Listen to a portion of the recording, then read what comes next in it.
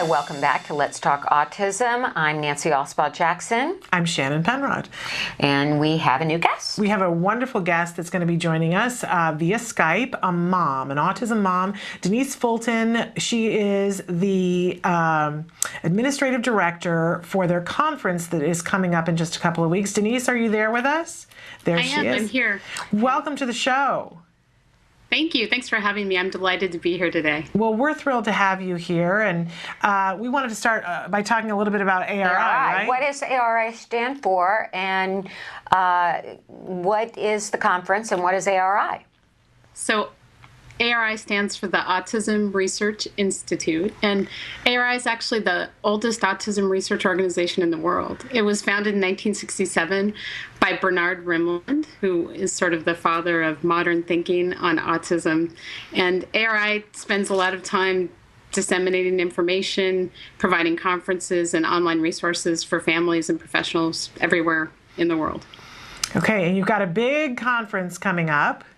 Tell us about that. Yeah. We do. We're going to be in Orange County at the Hyatt Regency Orange County from October 11th to the 14th.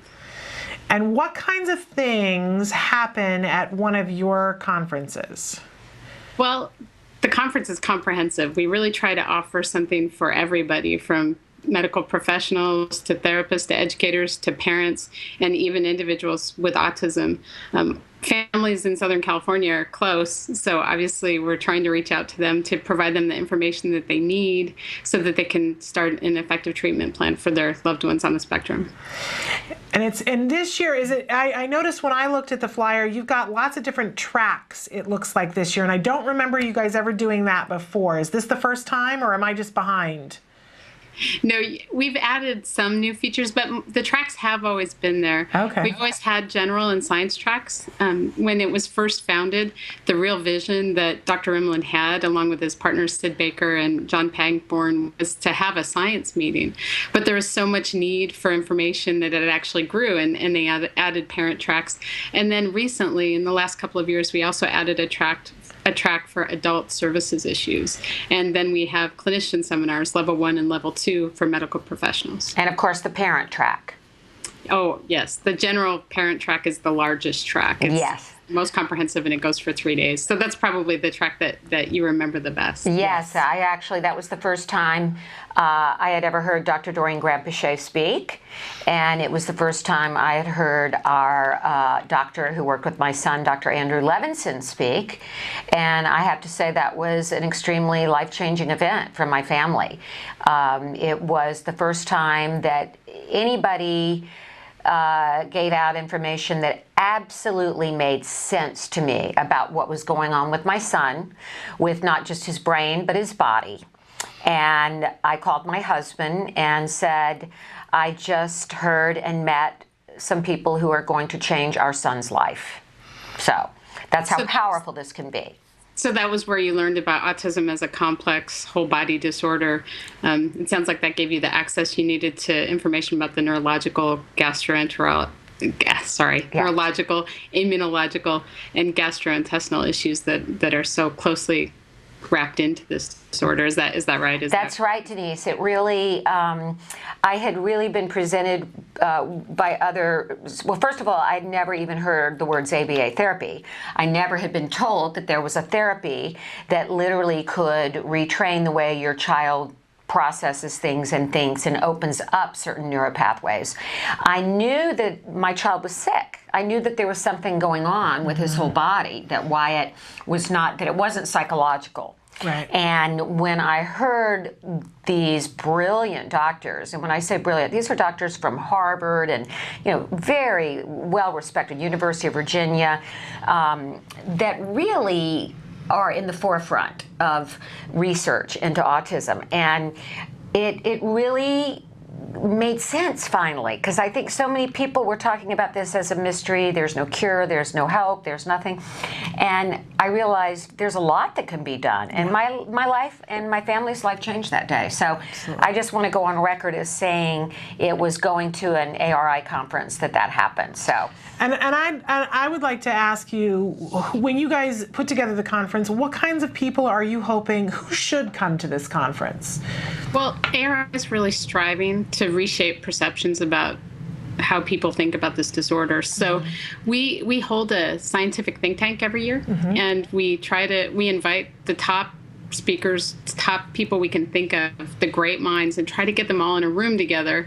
And then we vet them, and we pick the best peer-reviewed research at the forefront. So we're really looking for new information. We're trying to find new evidence-based, scientifically sound information that we can share with families. And ARI is unique in that we're really looking sort of at cutting edge, but we're also really focusing on making sure that it's being checked and talked about before we put it on the stage. That's one of the things we're really proud of, and it was one of the things that our founder felt really strongly about. Now, I noticed you have a special presentation on Friday, October 12th. This sounds really interesting to me. Ken Cook, who's co-founder and president of the Environmental Working Group, and that's, I see, a major force in national policy debates over toxic chemicals, pesticides, air and water pollution, and the environmental impacts of modern agriculture. Now, I see we have the information up there. Now, obviously, this is a big issue with our children as we are learning that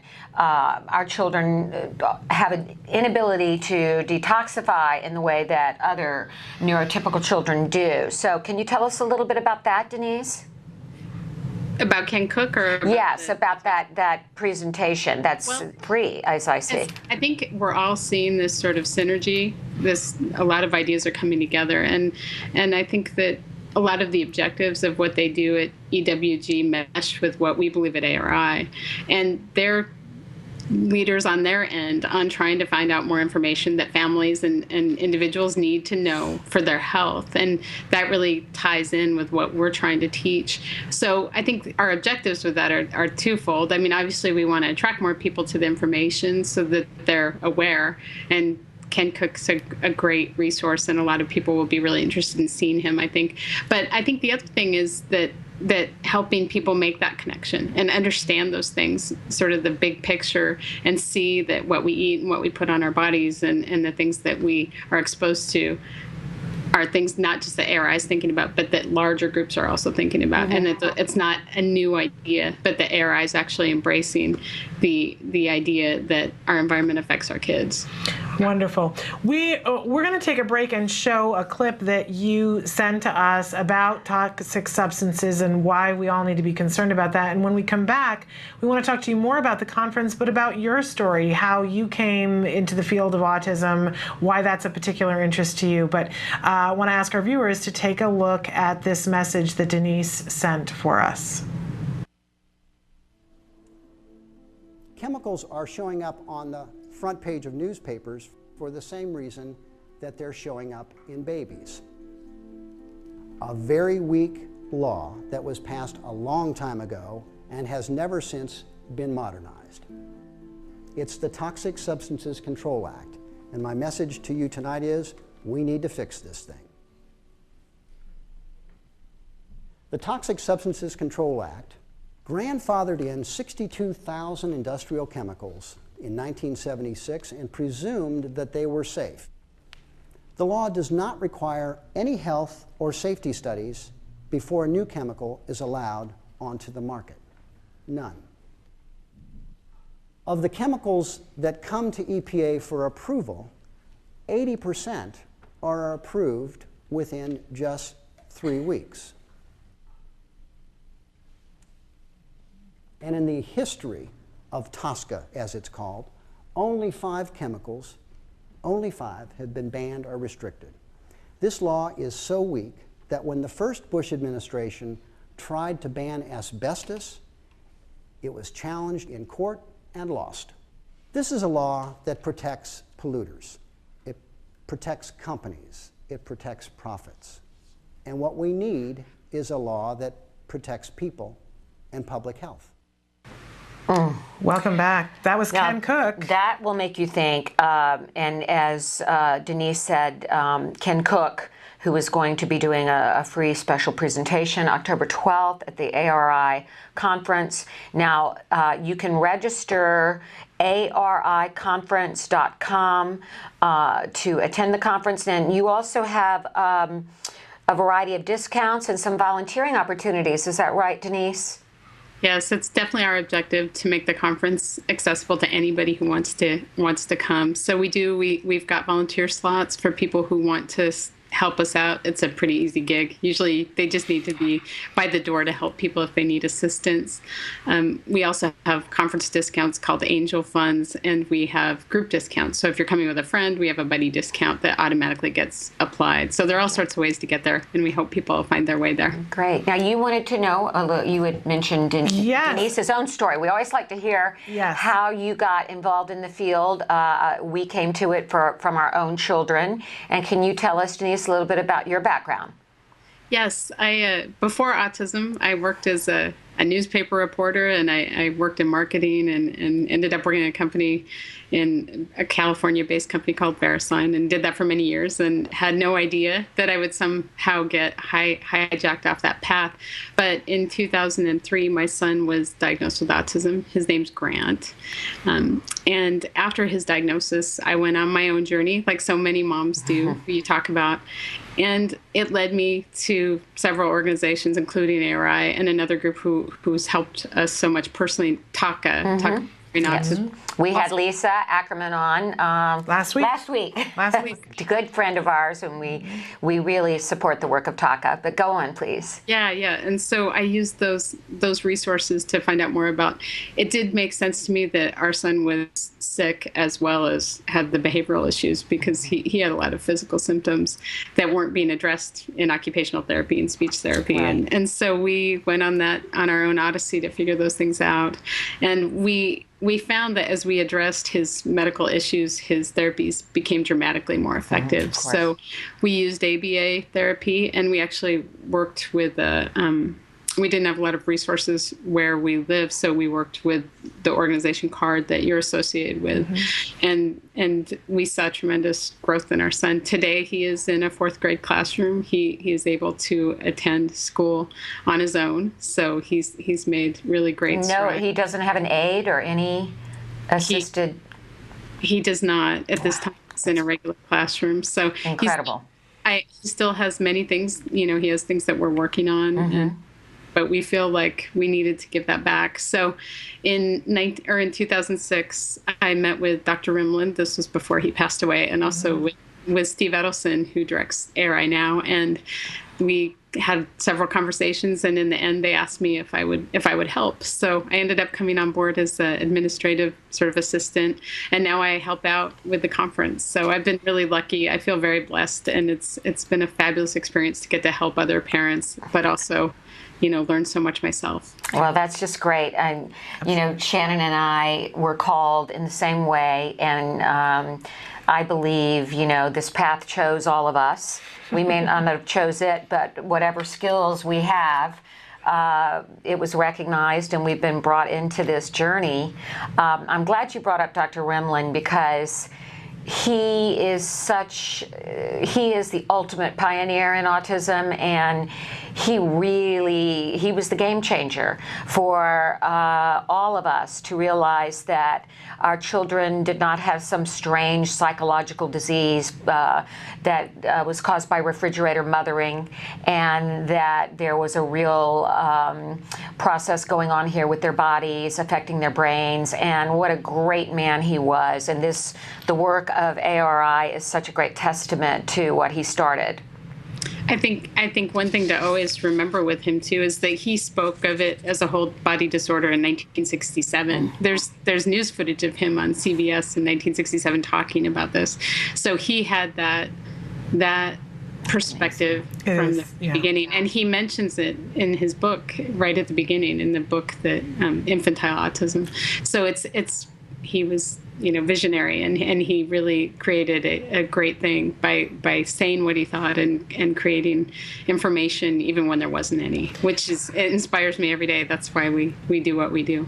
And I have to say, we talk a lot with different moms about different things, and it seems like all of us know what I wish everybody else knew, that our kids are all individuals and that they are whole people, that autism is a part of what they are. And even Holly Robinson Peete, when she was here, was saying about, it seems like with autism there's these camps, these different camps, and that when we all come together and acknowledge that our child is a whole child and needs a whole lot of support and help in different areas. And I think everybody's coming to that. One of the things that I was particularly drawn to for Dr. Doreen Granpeesheh is that she talks about the whole child. She isn't just saying ABA, ABA, ABA to parents. She's saying ABA, but your child has other needs that need to be taken care of. Yes, you need to look at the medical, the whole body as well. And I appreciate that ARI talks about those medical things, but they don't try to say that ABA isn't helpful on this path as well. Right. That it's a whole child. Yeah, Denise, it's interesting to remind people that, I think it's important to remind people that before Dr. Rimland published his book, which it galvanized the medical community, that there were Freudian psychiatrists who were putting children in institutions that probably were moderate to high functioning and forcing them to spit on statues representing the mother as a cure for autism. This is how archaic things were before Dr. Rimland. Isn't that right? It's true. I mean, those things have been documented. I mean, I'm not an expert on that particular piece of what Bettelheim was doing, but yes, Dr. Rimland, I know, had been told when Mark was diagnosed, his son, that it was parenting, and that he was outraged that he didn't agree. He knew that his son was loved and that he and his wife had wanted to have a family. I mean, that's my understanding of the story. Obviously, I wasn't there. But that inspired him to go on that journey and prove it wrong. And I think that's just amazing. I mean, he spent many years of his life working on that book in his own time and did an amazing thing for all of us who followed, who know that certainly wasn't the case, that it was not parenting. Well, we're really excited about this conference, and Emily, our technical director, and I are trying to work it out so that we can come down and be there at least a couple of the days. I'm hoping since you're so close, I hope so too. But you do 2 different conferences a year, correct? A spring and a fall. We actually we do 3 events a year. Ah. We do the spring and fall conference, but we also have our think tank that we hold annually. And I think I mentioned that already, so I don't want to belabor it. But that's the meeting where we get all of the science and researchers and physicians together privately to do the vetting and decide what will be presented on stage. And I did want to say too, everything that we offer isn't just on stage. ARI since 2004 has offered free videos from the conference online. So families, it was very important to us that if families can't attend, that they have access to that information no matter where they are in the world. So the videos are online on the autism.com website. Anybody in the world can tune in at any time. We have them in different formats. We're trying to account for everybody's different technical needs. We want to make sure that if they need to learn more and they're not able to be in Orange County next month, that they aren't deprived of those latest updates. And we're really proud of that. And that's a big part of what we do. We also, before I got on the phone with you, concluded a webinar. We're doing live webinars now. We had a webinar with Dr. Sydney Baker, who is one of the founders at ARI. And these are also free to anybody who wants to attend. And people can tune in, and then they can ask questions. And we're trying to facilitate as much open communication as we can. We see that as a big part of what Dr. Emlyn would have wanted us to do. Excellent. Well, it's incredible what you guys are doing. I wanted to bring up the 2 conferences because when I was early into this, I couldn't get to the conference, so I was watching the videos. But if you can get to a conference, there is a level of what happens and the ability to get together and meet with people or walk up to a doctor and introduce yourself and have a conversation. It's invaluable. Right. So for people who can get to the West Coast in just a couple of weeks, I want to tell them how they can do that. And for those of you who are closer to the East Coast, maybe in the spring you want to go to one, or just put it in the back of your head that maybe 2 2 years from now, maybe you can get to a conference, and until then, watch the videos. So where do we want to tell them again to go to register? It's the So Hyatt go Regency. online. Go ahead. They can go to autism.com, or they can go directly to the conference site at ariconference.com. Either one of those sites gets you to the registration. And registration's been up for months. It'll actually be up until just before the conference. It is cheaper to register ahead of time and easier too, because you can just walk in. Then you don't have to worry. You make a great point about what happens when you're actually at the conference. It's much different. You can find people who are in the same place you are. You can find out information directly from people you would never have access to unless you're there in person.